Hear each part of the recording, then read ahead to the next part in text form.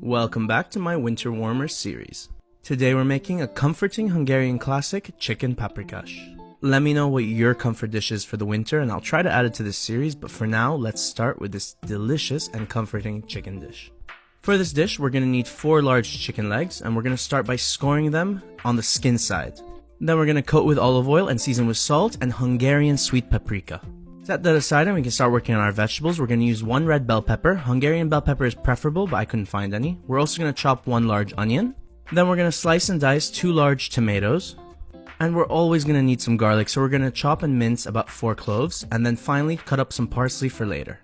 Now butter's traditional, but it burns, so I'm using oil. And in a cold pan, lay your chicken legs skin side down and start rendering that fat until you get a nice color on one side. Then flip and cook on that side too. Once you get a nice color, take it out and add your onions in.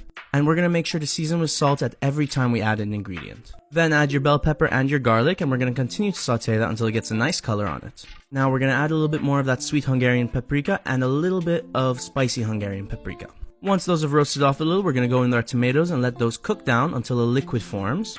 Once it's nice and saucy, go in with some white flour and mix that until thick.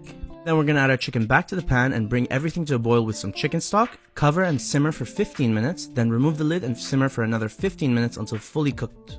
Take out the chicken, add sour cream in and let that mix until thick. Then to finish, we're just going to add the chicken back until it's heated through nicely.